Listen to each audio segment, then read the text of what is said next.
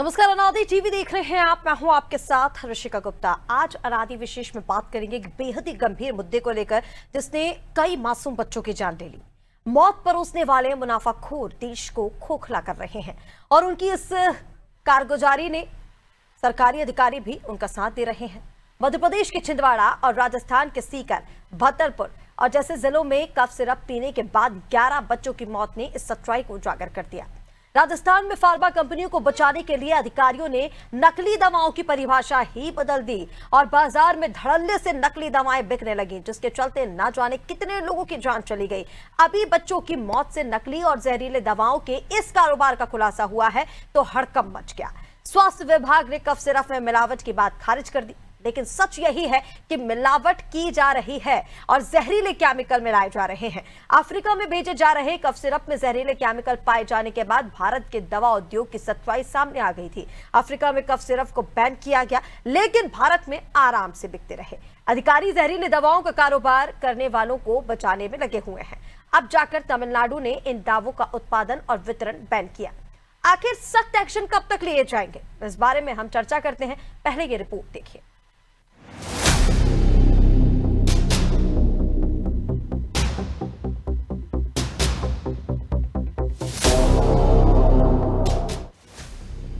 मध्य प्रदेश और राजस्थान में cough syrup से 11 बच्चों की मौत की खबरों के बाद केंद्रीय स्वास्थ्य मंत्रालय ने हेल्थ एडवाइजरी जारी करके कहा कि 2 साल से कम उम्र के बच्चों को कफ सिरप नहीं दें। एडवाइजरी में कहा गया है कि आमतौर पर 5 साल से कम उम्र के बच्चों को कफ सिरप नहीं दिया जाना चाहिए। इससे बड़े बच्चों को यदि कफ सिरप दिया जाए तो उनका इस्तेमाल सावधानी पूर्वक किया जाना चाहिए। हालांकि स्वास्थ्य मंत्रालय ने यह भी बताया कि दोनों राज्यों से बच्चों की मौत से जुड़े कफ सिरप के सैंपल में किडनी को नुकसान पहुंचाने वाला कोई जहरीला रसायन नहीं मिला है, किंतु जांच में सामने आया कि खांसी के सिरप में व्हीकल इंडस्ट्री में इस्तेमाल होने वाला केमिकल एथिलीन ग्लाइकोल और डाईएथिलीन ग्लाइकोल मिला हुआ था। यह वही जहरीला केमिकल है जिसे गाड़ियों के कूलेंट और एंटी फ्रीज में इस्तेमाल किया जाता है।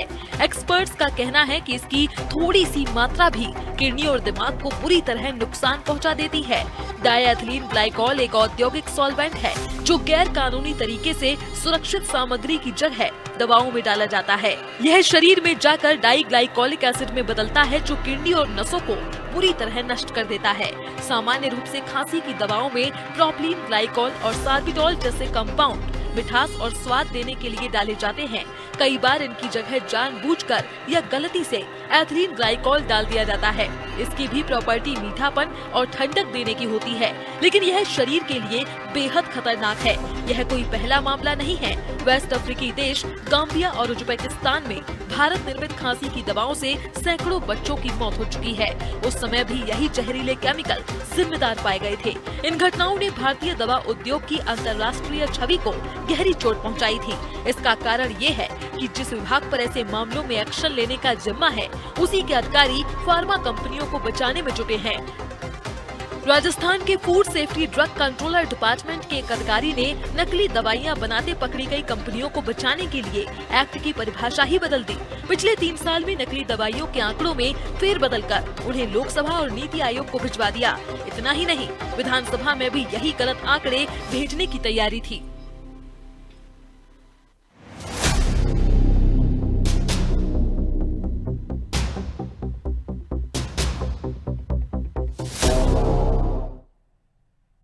तो देखिए, अब इससे मुनाफाखोरी कह लीजिए या फिर लापरवाही कह लीजिए, मध्य प्रदेश और राजस्थान में जिन बच्चों की मौतें हुई हैं वो कफ सिरप की वजह से हुई है। 2 सिरप के जो नाम है वो सामने आ रहे हैं, तो कोल्ड्रिफ है, नेक्सा करके है। इन दोनों ही सिरप में जहरीले केमिकल मिलाए गए हैं, ईजी और डीईजी, जिनको 2 साल पहले ही अफ्रीका में बैन किया जा चुका है, उज्बेकिस्तान में इसको बैन किया जा चुका है और ये जो दवाएं हैं वो अफ्रीका में भी भारत से एक्सपोर्ट की गई थी। लेकिन सवाल ये है कि जब वहां पर बैन किया जा चुका है, रिपोर्ट्स में सामने आया है कि ये जहरीले केमिकल है, इनसे मौतें हो चुकी हैं। इसके साथ ही ये पहले भी कहा गया था कि 5 साल से कम की उम्र के बच्चों को ये कफ सिरप नहीं देना चाहिए। उसके बाद भी ये बच्चों तक कैसे पहुंचे? मेडिकल से अगर मिले हैं तो क्या डॉक्टर की प्रिस्क्रिप्शन पर मिले हैं या फिर मेडिकल वालों ने खुद ये सिरप दिए हैं? कहां से ये सिरप आ रहे हैं, उनको लेकर मैन्युफैक्चरर की गलती है, फार्मा कंपनी की गलती है, या फिर ड्रग इंस्पेक्टर की तरफ से कोई लापरवाही बरती गई, तमाम चीजों को लेकर हम बातचीत करेंगे। अलग अलग जिलों से मेरे सहयोगी जुड़ रहे हैं। छिंदवाड़ा से हमारे साथ जुड़ रहे हैं सुदेश नागवंशी, जबलपुर से हमारे साथ सोमनाथ मिश्रा जुड़ गए हैं, और इसी के साथ पवन बावरी हमारे साथ जुड़ रहे हैं राजस्थान से। सबसे पहले सुदेश जी के पास चलेंगे। सुदेश, देखिए, छिंदवाड़ा की जहां बात कर रहे हैं, छिंदवाड़ा क्योंकि फिलहाल में अभी ये जो मौतों का सिलसिला चल रहा है इसका केंद्र है, ऐसे में ये बताइए कि इस पूरी मामले को लेकर अभी तक जांच रिपोर्ट कहां तक पहुंची है? देखिए, क्योंकि मध्य प्रदेश में जब से ये मौतों का आंकड़ा बढ़ रहा है, अब यहां पर उप मुख्यमंत्री राजेंद्र शुक्ल ने ये कह दिया कि जो 12 दवाइयों के सैंपल लिए गए उनमें से 3 की रिपोर्ट अभी तक सामने आई है और उसमें कोई भी ऐसा जहरीला पदार्थ नहीं है, ये चीजें कही जा रही हैं। लेकिन वहीं तमिलनाडु में जब इस पूरे मामले की जांच की गई, रिपोर्ट सामने आई, तो उसमें यह कहा गया कि इन सिरप में जहरीले केमिकल मिले हुए हैं और यही वजह है कि उन बच्चों की मौतें हुई हैं। छिंदवाड़ा में फिलहाल क्या स्थिति है सुदेश? जी बिल्कुल बताना चाहूंगा, छिंदवाड़ा जिले के परासिया क्षेत्र में किडनी फेल मामले में 9 बच्चे की मौत हो चुकी है। आज मुख्यमंत्री मोहन यादव ने भी बच्चों की मृत्यु में अत्यंत दुख जताया है। जो सिरप है, कोल्ड ड्रिप सिरप के कारण हुई, ये बताया जा संदेह है। और दो सिरप जो है कि जो फैक्ट्री थी तमिलनाडु की कांचीपुरम में, वहां राज्य सरकार ने तमिलनाडु सरकार को जांच के लिए कहा गया है कि ये जो सिरप है उसको बैन किया जाए। वहां पर मोहन यादव ने ये भी दुख जताया है कि तमिलनाडु की सरकार को कोल्ड ड्रिंक और नेक्स्टो डीएस कप सिरप जो कंपनी से सभी उत्पादों पर भी प्रतिबंध लगा दिया गया है। और ये सिरप जो आया हुआ था छिंदवाड़ा के परासिया में, वो जबलपुर से आया हुआ था। जो वहां पे 600 सिरप कोल्ड ड्रिंक सिरप जो था मंगवाई गई थी चेन्नई से, वहां पर से छिंदवाड़ा के परासिया में लेके आया गया था, जो कि डॉक्टरों के प्रिस्क्रिप्शन में ही ये दवा को जो बच्चे भर्ती थे 4 से नीचे के उम्र के बच्चे थे जो किडनी फेल हुई है उनकी।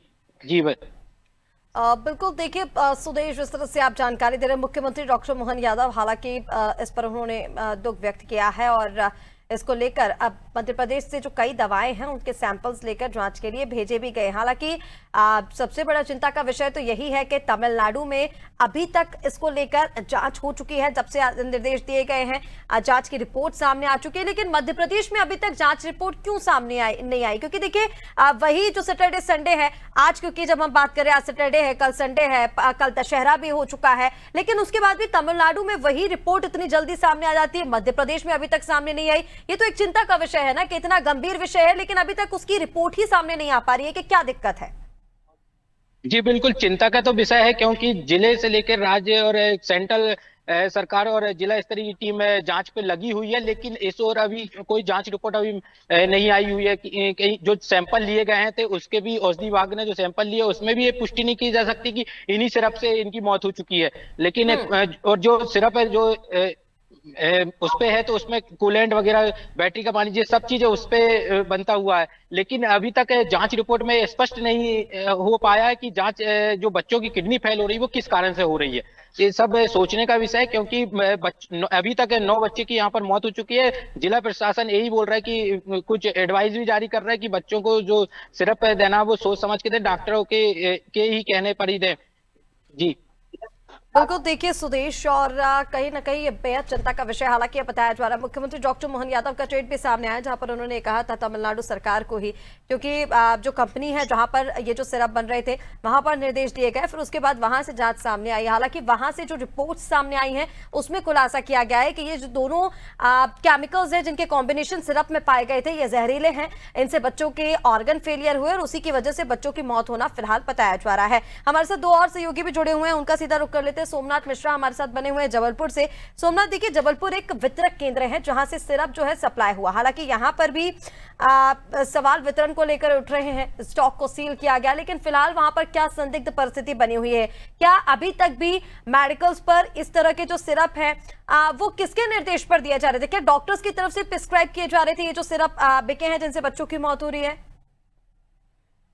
देखिए, बता दें ऋचा जी की जबलपुर स्वास्थ्य विभाग द्वारा जब मौत के मामले सामने आए तो उसके बाद वो हरकत में आया और कई दुकानों पे, कई जगह गोदामों पे छापेमार कार्रवाई की गई और छापेमार कार्रवाई में जब्त भी किए गए। और स्वास्थ्य विभाग के संयुक्त संचालक संजय मिश्रा, उनके द्वारा अभी निर्देश भी दिए गए हैं कि जो बिक्री पे उसको टोटल रोक लगा दी गई है और भी विशेष टीम बनाई गई है जो जांच की जा रही है। और संयुक्त संचालक जो संजय मिश्रा अभी छिंदवाड़ा भी गए हुए निरीक्षण करने के लिए, जो कि इस जांच में कुछ खुलासे हुए हैं कि क्या इसमें किया जा सकता है। और सबसे प्रमुख बात है कि स्वास्थ्य विभाग हरकत में जब आता है जब कोई घटना होती है। पूर्व में भी हॉस्पिटल में आग की घटना हुई थी, बाद में जांच करने पे पाया गया कि वहां पे फायर सेफ्टी नहीं थे।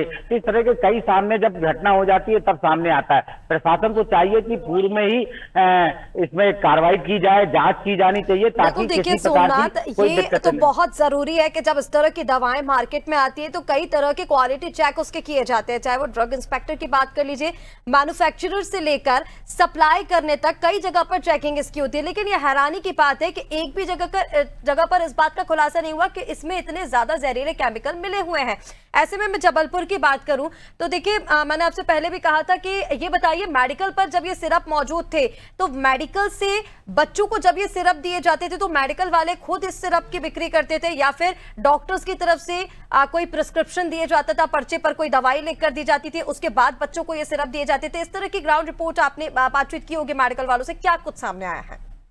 देखिए, बता दें कि पूर्व में इस तरह की जो कफ सिरप लिए जाते थे तो वो एक है, अगर दर ज्यादा लेने पे डॉक्टर की वो चाहिए रहता था, क्योंकि पूर्व में पुलिस द्वारा कार्रवाई की गई थी।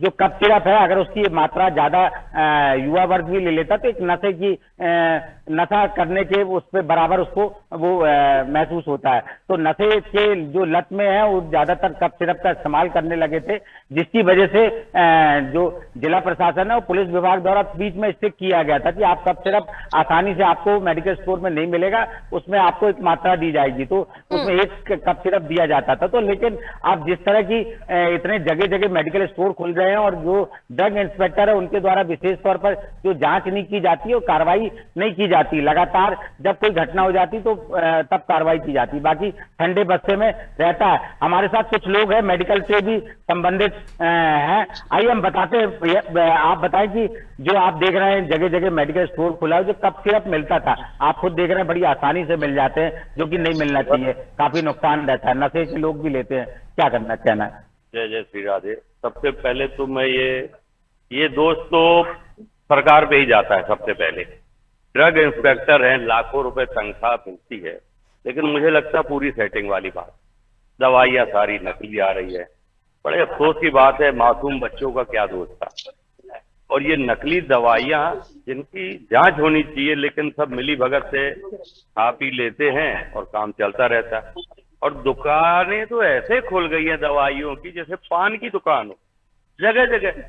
सोमनाथ, उनसे ये भी पूछने की कोशिश कीजिए, जैसा कि आपने बताया कि मेडिकल स्टोर्स उनके हैं, उनको जानकारी है, तो ये जो कफ सिरप आते थे इनमें जो केमिकल्स मिलाए जाते हैं, इनमें जो जिन प्रोडक्ट्स का इसमें यूज होता है, क्या इसकी जानकारी मेडिकल स्टोर वालों को होती है कि जो सिरप आ रहे हैं उसमें कौन से प्रोडक्ट है, ये कितने साल की उम्र के बच्चों को देना चाहिए?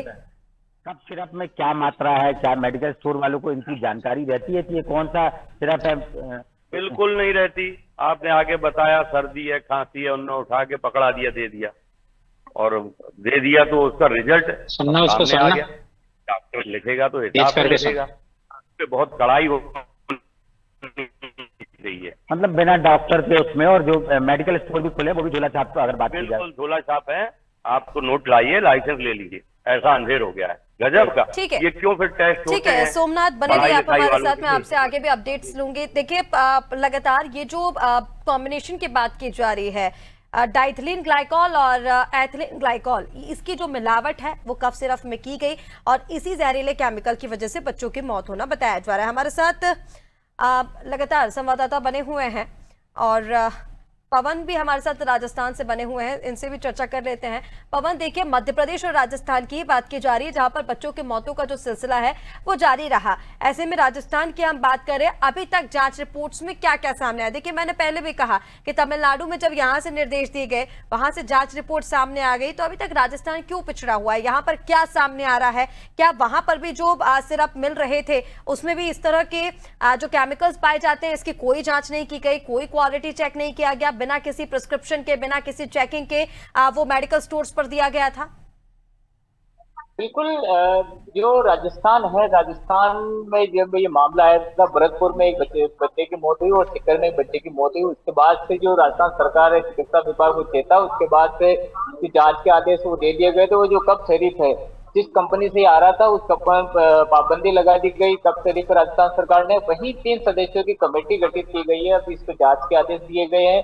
और वही जो ड्रग कंट्रोलर है, जो राजाराम शर्मा, उसको निलंबित कर दिया गया, क्योंकि जो केंद्र सरकार ने जिस प्रकार से आदेश मांगे थे, उसमें जो परिभाषा थी वो चेंज की गई थी। तो इसी को लेकर जो राजाराम जो शर्मा है, उस पर कार्रवाई की गई थी और उनको कल शाम तक उनको निलंबित कर दिया। उसके बाद से पूरे राजस्थान के अंदर 11 बच्चे जो ऐसे हैं जो बीमार हुए, और उसमें जयपुर में एक दूसरा क्षेत्र है, वहां पर एक जो बच्ची है वो अभी आईसीयू में भर्ती है। वहीं 2 बच्चों की मौत हो गई थी। उसके बाद जो जयपुर में ही एक डॉक्टर ने कफ सिरप को पिया था, उसके बाद उसकी भी तुरंत तबियत खराब हो गई, वो भी अभी उनका भी इलाज जारी है। वहीं जो चिकित्सा मंत्री है, उन्होंने ये चीज की है कि हमारी दवाइयां हैं वो सही है, और वहीं जो जांच के आदेश वो लगातार दिए हैं, और वहीं जांच के बाद ही पता चल पाएगा कि असलियत में बच्चों की मौत का कारण क्या। मगर जिस प्रकार से केवल शहरी क्षेत्र नहीं, पूरे ग्रामीण क्षेत्रों में भी कई झोलाछाप डॉक्टर हैं जो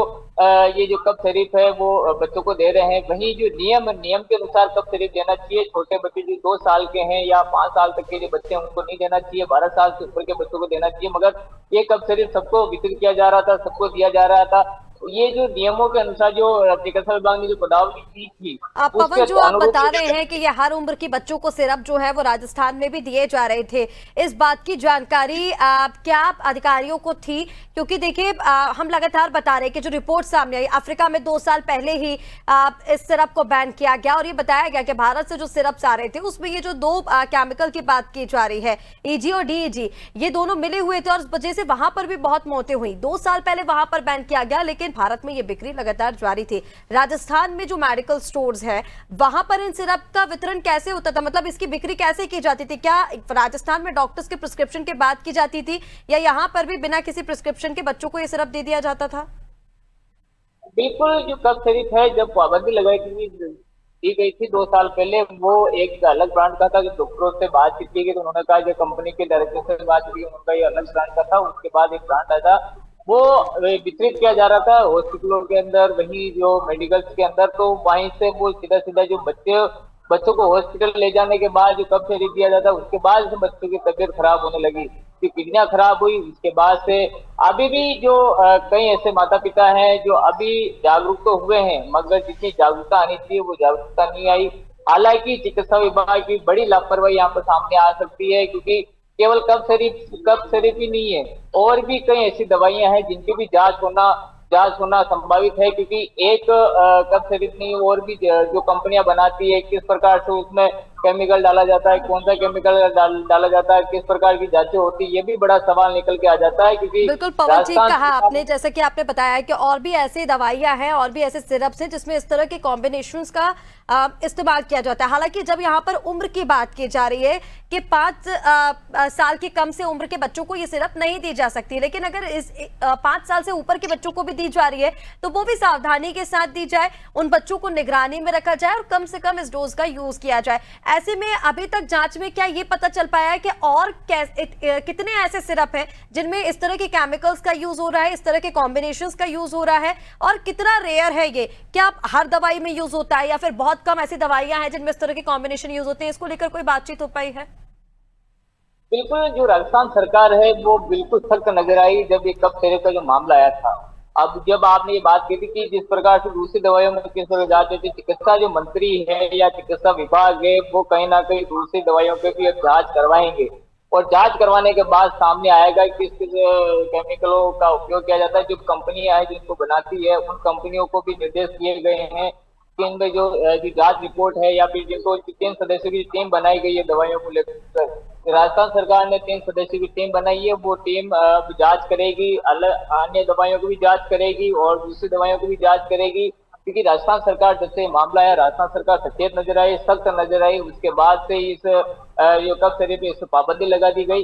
अब यदि और भी कोई मामले ऐसे सामने आते हैं, यदि दूसरी दवाइयों में ऐसे मामले सामने आते हैं तो उस पर राजस्थान सरकार या चिकित्सा विभाग बड़ी कार्रवाई कर सकता है, जांच के आदेश दे सकता है। वहीं जो 3 सदस्यों की टीम बनाई है वो जांच करेगी किस बिल्कुल प्रकार से। पवन, देखना ये होगा कि जांच में क्या कुछ सामने आता है, क्या कार्रवाई की जाती है। फिलहाल तक तो हम यही देख रहे हैं कि जो भी दवाएं अभी तक सैंपल जिनके भेजे गए हैं जांच के लिए, उसमें यही आया है कि जितनी भी दवाओं की रिपोर्ट सामने आ चुकी हैं उसमें ये कह दिया गया कि कोई भी जहरीला पदार्थ नहीं था। हालांकि हम बार बार ये बता रहे हैं कि तमिलनाडु में जो जांच की गई है उसमें रिपोर्ट्स में सामने आया है कि ये जो दोनों सिरप्स थे इनमें जहरीले केमिकल्स थे और उसी वजह से बच्चों की मौत हुई। मैं आपके पास पवन वापस लौटते हैं, हमारे साथ सुदेश भी लगातार छिंदवाड़ा से बने हुए हैं। देखिए ठीक है, चलिए सुदेश हमारे साथ बने हुए हैं। सुदेश मैं आपके पास लौटती हूँ, हमारे साथ डॉक्टर संजय मिश्रा जुड़ गए हैं, स्वास्थ्य विभाग से संयुक्त संचालक है। सर बहुत स्वागत है अनादि टीवी पर। और सबसे पहले आपसे यही जानना चाहेंगे सर, कफ सिरप में ये जो 2 केमिकल मौजूद है, एथिलीन ग्लाइकोल और डाइथिलीन ग्लाइकोल, शरीर में जाकर किस तरह से अंगों को ये नुकसान पहुंचाते हैं? और जब इस तरह के कॉम्बिनेशंस का सिरप में यूज किया जाता है तो क्या इसका कोई क्वालिटी चेक नहीं होता है, कोई जांच पड़ताल नहीं होती, कि सीधे वहां मैन्युफैक्चरर के पास से यहाँ पर आ जाते हैं और फिर यहाँ से इनकी बिक्री शुरू हो जाती है? नहीं, देखिए क्या होता है, ये जो 2 कंपाउंड्स की बात हो रही है इस पूरे सिनेरियो में, एक तो डाइएथिलीन ग्लाइकॉल है और दूसरा है डेक्स्ट्रोमार्फिन। ये 2 जो कंपाउंड हैं ये वास्तव में कफ को सप्रेस करने के लिए उपयोग में आते हैं और इनका उपयोग वास्तव में एक तो किस मात्रा में उस दवा में ये डाले गए हैं, क्योंकि ये दवा जो बन के आई है ये साउथ से आई।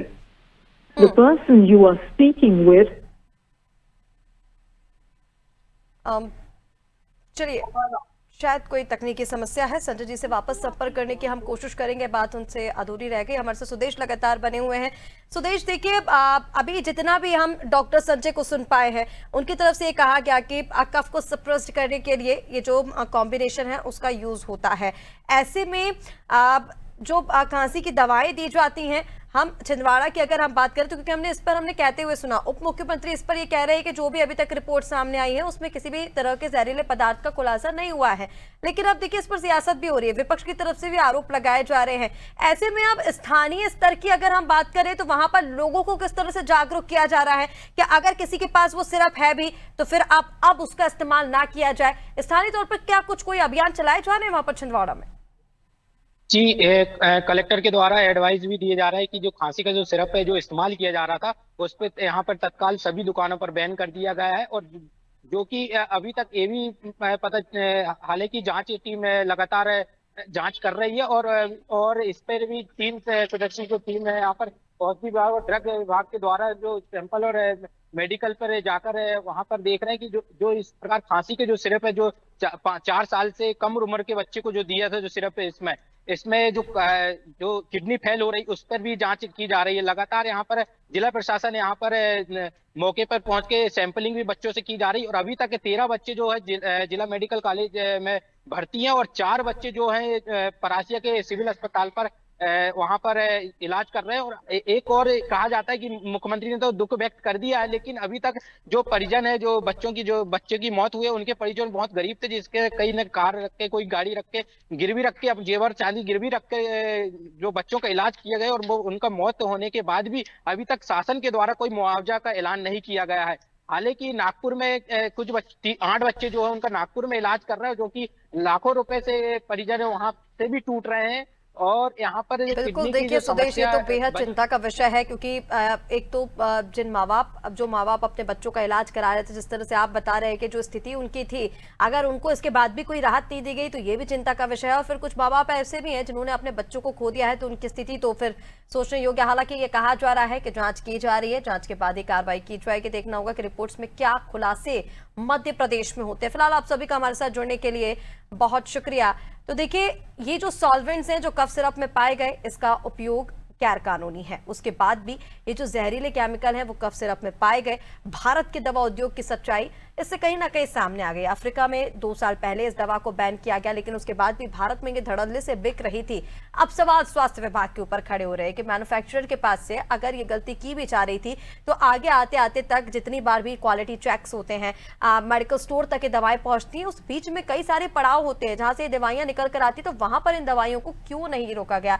इस तरह के कई सारे सवाल है। हालांकि तमिलनाडु की रिपोर्ट में सामने आ चुका है कि जहरीले पदार्थ थे, लेकिन अभी भी मध्य प्रदेश और राजस्थान में इसकी रिपोर्ट आना बाकी है कि जो दवाई छिंदवाड़ा में बच्चों को दी गई थी उसकी जांच में क्या कुछ खुलासे हुए। हालांकि ये देखना होगा आपके खुलासे क्या होते हैं और फिर उसके बाद क्या कार्रवाई ऐसे लापरवाह लोगों पर की जाती है। फिलहाल के इस खास कार्यक्रम में इतना ही। आप बने रहिए अनादि टीवी के साथ। नमस्कार।